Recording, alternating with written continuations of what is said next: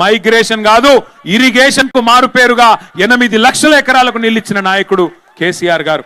అట్లాంటి కేసీఆర్ గారు పాలమూరు రంగారెడ్డిని కూడా పూర్తి చేసి 14 లక్షల ఎకరాలకు నీళ్ళు ఇవ్వాలని చెప్పి ప్రణాళికలు రూపొందించి 90% పూర్తి చేసి 30,000 కోట్ల రూపాయలు ఖర్చు పెడితే ఈ సన్నాసి ముఖ్యమంత్రి 10% పని కూడా చేయలేకపోతా ఉన్నాడు. ఎందుకు? ఏం బాధ నీకు? పాలమూరు బిడ్డనంటావు, ఎందుకు పాలమూరుకు నీళ్ళు ఇవ్వమంటే ఆయన బయటికి చెప్పాడు కానీ ఒకటే ఒకటి ఆయన మనసులో ఉన్నది. తొందరగా పాలమూరు రంగారెడ్డి ఎత్తిపోతల పథకాన్ని పూర్తి చేస్తే కేసీఆర్కు పేరు వస్తుంది, ప్రజలు కేసీఆర్ను గుర్తు చేసుకుంటారు. అట్లే పాత బాసు ఉన్నాడు కదా ఆయనకు, పాత బాసు ఎవరు? పాత బాసు. ఆయన కోపం వస్తుంది. మరి కృష్ణా నీళ్లు మొత్తం ఈడ గుంజితే మన హక్కు మనం తీసుకుంటే కిందికి నీళ్లు పోవు కదా, పాత బాసు ఊకుంటాడా?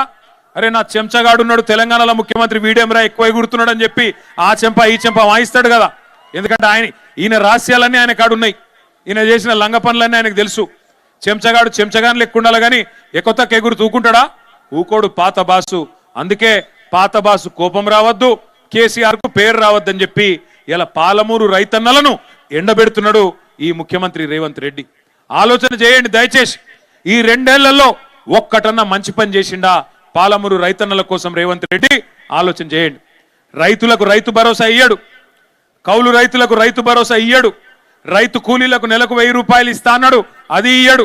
ఆఖరికి రైతులకు యూరియా బస్తాలు కూడా దొరుకుతలేవు.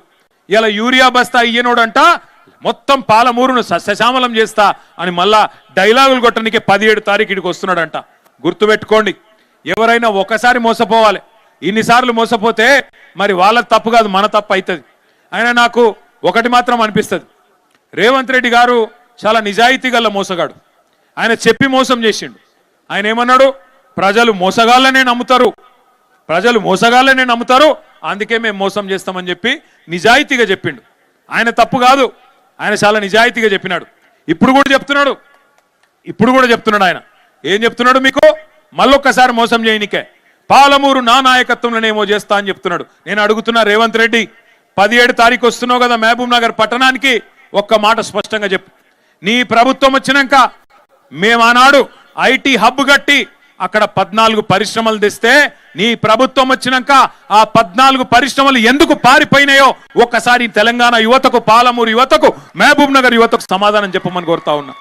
నీ ప్రభుత్వం వచ్చినాక ఈ 2 ఏళ్లలో పాలమూరుకు ఒక్క పరిశ్రమ తెచ్చినవా? ఒక్కటంటే ఒక్క పరిశ్రమ తెచ్చినవా? సమాధానం చెప్పు చిత్తశుద్ధి ఉంటే. మేము మా గవర్నమెంట్లో తెచ్చిన వాటికి వచ్చి రిబ్బన్లు కట్ చేస్తా ఉన్నాడు. దేవరకద్రలో ఆనాడు ఆల వెంకటేశ్వర రెడ్డి గారు మేము అందరం పోయి కార్నింగ్ అనే పరిశ్రమను తీసుకొస్తే దానికి ఈయన వచ్చి రిబ్బన్ కట్ చేసి ఈయనేందో పీకి పందిరేసినట్టు ఉపన్యాసం చెప్తా ఉన్నాడు. మహబూబ్ నగర్ లో దివిటిపల్లిలో అమరరాజా అనే పరిశ్రమ 9,500 కోట్ల రూపాయల పెట్టుబడితో మన గవర్నమెంట్ లో కేసీఆర్ గారి నాయకత్వంలో మనం సాధిస్తే ఈ మొనగాడొచ్చి ఈయనేదో చేసినట్టు అక్కడ పోయి తిరిగి 2 సార్లు పోజులు కొడతా ఉన్నాడు. ఒక్క కొత్త పరిశ్రమ వచ్చిందాను వచ్చినాక ఉన్న ఐటీ పరిశ్రమలు బారిపోయినాయి. నీ నిర్వాహకం వల్ల ఈరోజు ఒక్కటంటే ఒక్క కొత్త పని జరగడం లేదు. ఇక ఇంకా విచిత్రమైన మాటలు మీ జిల్లా ఎమ్మెల్యేలు మాట్లాడుతూ ఉన్నారు. ఇక్కడ స్థానిక ఎమ్మెల్యే ఉన్నాడు, ఆయన కుల్లా చెప్తున్నాడు. ఎన్ఎం శ్రీనివాసరెడ్డి ఏమంటున్నాడు? మా ఎమ్మెల్యేల కాడ పైసలు లేవు, ఎమ్మెల్యేల దగ్గర పైసలు లేవు, మేము పెళ్లిళ్ళు పేరెంటాలు తిరుగుడు తప్ప మాతోనేం అయితలేదు అని ఎన్ఎం శ్రీనివాసరెడ్డి చెప్తా ఉన్నాడు. వాస్తవం అది. ఎందుకు? ఉన్న పైసలన్నీ ఢిల్లీకి పోతే, ఉన్న పైసలన్నీ మూటలు కట్టి ఢిల్లీకి పంపితే ఇక్కడెక్కడ ఉంటాయి? మరి రేవంత్ రెడ్డి ఇస్తాడా? వీళ్ళకే ఇయ్యడు, మరి సర్పంచులకు ఇస్తాడా? ఇయ్యడు. ఒక 2 ఏళ్ళు కష్టం ఉంటుంది, గెలిచిన సర్పంచులు ఉప సర్పంచులు యాదికి పెట్టుకోండి, ఇంకొక 2 ఏళ్ళు కష్టం ఉంటుంది. ఆ తర్వాత మళ్ళా కేసీఆర్ గారే రాబోతున్నారు, అప్పుడు మళ్ళా చేసుకుందాం. 2 ఏళ్ళు ఉంటుంది కష్టం. ఆడు చెప్తారు ఇక కథలు కాంగ్రెస్ వాళ్ళు సర్పంచులకు, ఏమని? మీరు మా పార్టీలకు రండి, మీకు డెవలప్మెంట్ చేస్తాం, ఇది చేస్తాం, మన్ను చేస్తాం, మశానం చేస్తాం. ఏమీ లేదు అక్కడ. ఎమ్మెల్యేలకే పైసలు లేవు, మీకేమిస్తారు వాడు? మీరు చూడండి, ఎన్ఎం శ్రీనివాసరెడ్డి చెప్పిండు, నేను చెప్తలేను. మా బతుకు పెళ్లిళ్ళు పేరెంటాలు తిరగనికి తప్ప దేనికి వనికి రాకుండా పోయిందని ఎమ్మెల్యేలే చెప్తా ఉన్నారు. ఇక ఇంకో ఎమ్మెల్యే ఉన్నాడు, జడ్చర్ల ఎమ్మెల్యే, ఆయన ఒకటే చెప్తున్నాడు, ఆంధ్ర కాంట్రాక్టర్లకే పెద్దపీట వేస్తున్నాడు ఈ ముఖ్యమంత్రి. నేను చెప్పలే, ఆంధ్ర కాంట్రాక్టర్లకే పెద్దపీట వేస్తున్నాడు ఈ ముఖ్యమంత్రి అని జడ్చర్ల ఎమ్మెల్యే చెప్తా ఉన్నాడు. ఇక ఈ జిల్లా మంత్రి ఉన్నాడు ఇంకో ఆయన, జూపల్లి, ఆయన పాపం నిజాయితీకి ఒక ముచ్చట చెప్పిండు. జూపల్లి కృష్ణారావు ఏం చెప్పిండు? మొన్న ఎక్కడో ఆదిలాబాద్ పోయిండు జూపల్లి.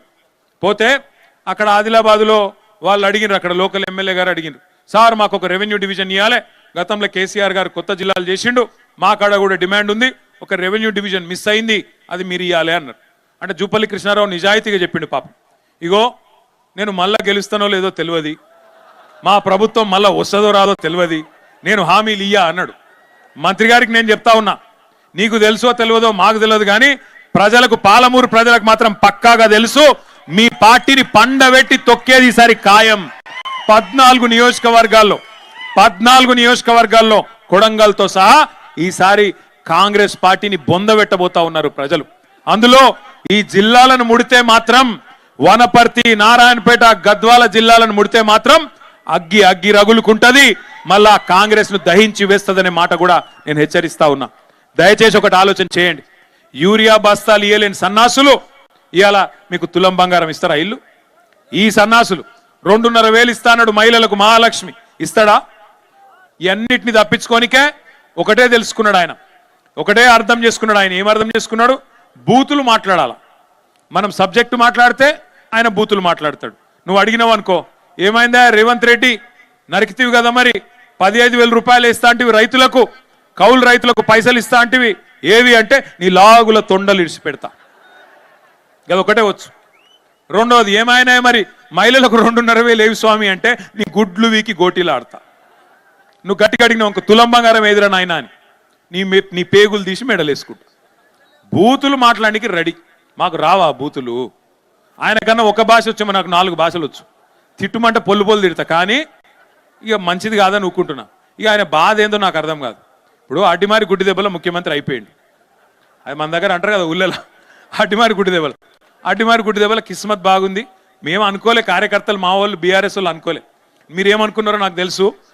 నేను చెప్తున్నది కరెక్టా కాదా మీరు ఒకసారి నాకు చెప్పు. మీరు ఏమనుకున్నారు అంటే, పోతే మా ఎమ్మెల్యే పోతాడు కానీ కేసీఆర్ ఉంటాడు కదా అనుకున్నారు, అంతేనా? అదే అనుకున్నారు. కాకపోతే ఏం జరిగిందంటే